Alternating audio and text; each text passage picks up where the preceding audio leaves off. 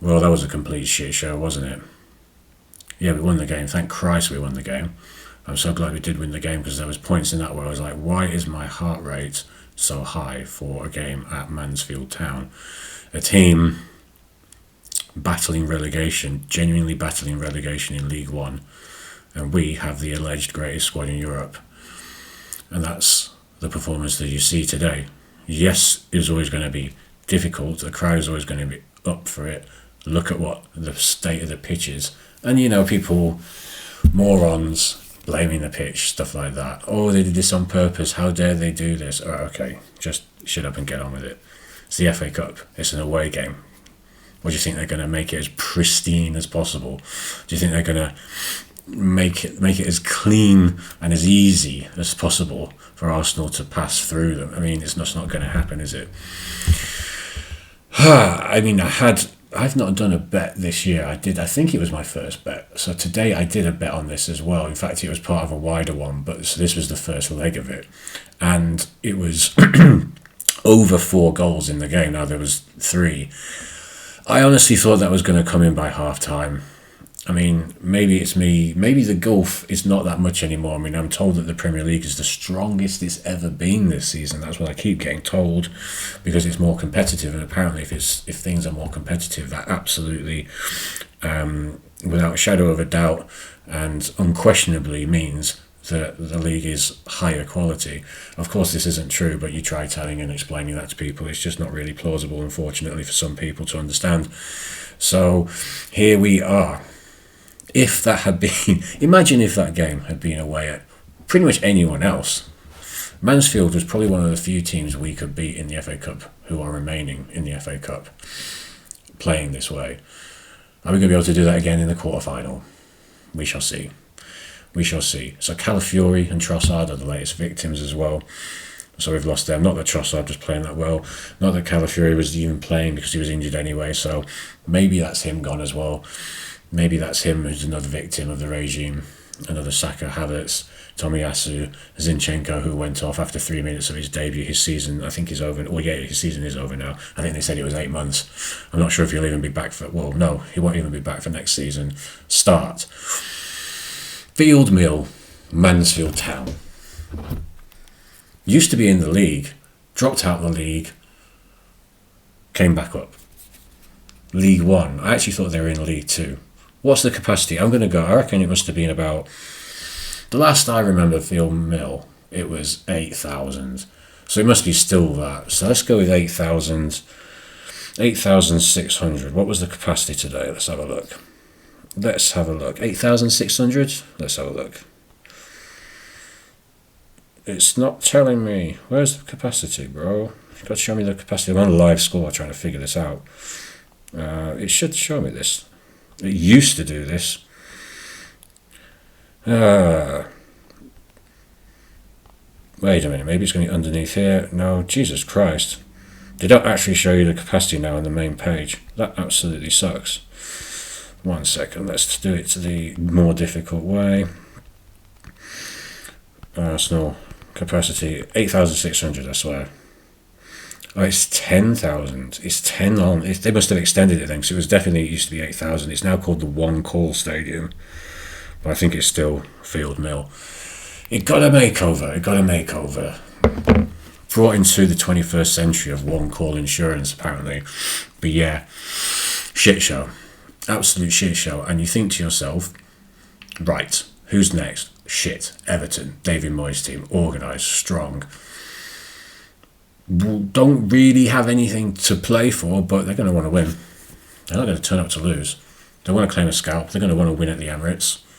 That is a fun thing to do, even if you haven't got much hope of Europe, or you're not worrying about getting relegated or anything like that. That's still quite a fun thing to do. To go to the Emirates, get a win. I can't remember who's the last team that. Oh no, of course I can remember who the last team is. Man United. But apart from Man United, I don't think we've lost for so long. I can't remember who else it was. Probably Aston Villa. Maybe Aston Villa or West Ham. I have a Clareton image in my mind. So yeah, Mansfield 1, Arsenal 2. Next up, Everton at home. Saturday, 5:30. Well, next up is Leverkusen. I'm thinking of just in England. Next, well, God, yeah, right. Forget Everton for a second, part of that. Leverkusen away. We just straight through Mansfield away. With a team that isn't so far removed from the first team. I mean, Trossard and Martinelli start a lot. That's another thing. Why are you starting both left side players? You can see what's happening with the squad in terms of injuries. Why are you playing both of them? Kind of strange decision. But yeah, Leverkusen. We are struggling like this in this game. Imagine what we can do over there. My kind of hope in the Leverkusen game is that Leverkusen pays a bit of sort of respect as such, and they're kind of a bit coy. And I think that could play more into our favour, because I think we could just sort of like pass it around them. If they get the ball down and they kind of try to play a bit more, I think we could have a few problems. But I see us getting through against Leverkusen and then Bodo or Sporting. It's the semi-final which worries me, because I foresee that Atleti will make their way through, and they're going to be wanting revenge for what happened in the group stage, and they're going to be a very different Atleti because they got Lutman and they're rejuvenated. Despite the fact that they did lose to Barcelona the other day, they still went through. They're in the Copa del Rey final, I believe now. So they're a rejuvenated side. And it's going to be very, very tricky in the semi-final, with that added pressure of being in a semi-final. It's one thing beating them in the group stages when everyone's kind of fresh, when you haven't got such a pressure on your shoulders in terms of win or you're out. We still had another 4 or 5 games left in the Champions League after we played Atleti, I believe, which Odegaard didn't play in, by the way. Just like he didn't play in a lot of our big wins this season. In fact, pretty much all of them except Leeds, although he only played 30 minutes in that game. He went off when we were 1-0 up, and then we went 4-0. So, he wasn't around on the pitch for 4 of those goals. But I digress. Leverkusen. It isn't the Leverkusen of a couple of years ago. I reckon we might come away from there with a sneaky little 2-0. I think it might be one of those games. My only issue, again, going back to stuff I said before, is just the fitness levels. I really don't know if we're going to have them.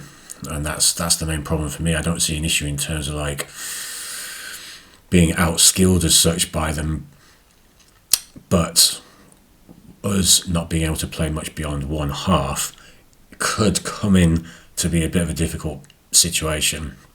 It really could. I mean, I look. I can but hope that we can sort of see it out and then come back to the Emirates and we'll have a bit more energy about us at the Emirates, even though, again, the fitness levels will be a thing. But I think if we get the win in Leverkusen, we don't lose at the Emirates, basically. So we should be able to sort that out without a problem. And then Bodo or Sporting, Bodo will be more of an issue.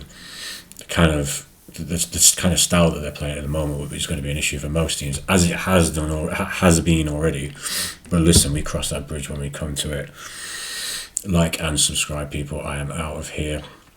I'll be back with either a preview or match reaction to Leverkusen, and I'll be back tomorrow, as I am every day, with the mutant of the day, delusional tweets that we look at from the weirdo side of our fan base, and just poke a little fun at them, because they put these things out there, and we can poke fun at them if we like, and have a little laugh and have a little fun time, sort of trying to figure out what the hell they're on about half the time. Do you know what I mean? You're actually trying to figure out where the hell these people come from. But anyway, check those videos out. There's loads of them on the channel. They're all funny. There's a lot of those tweets that are just unbelievable. Honestly, you have to really be seen to be believed what some people say.